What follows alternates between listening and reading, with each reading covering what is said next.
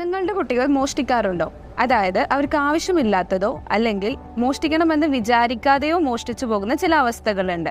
ഇതിനെയാണ് ക്ലെപ്റ്റോമാനിയ എന്ന് പറയുന്നത്.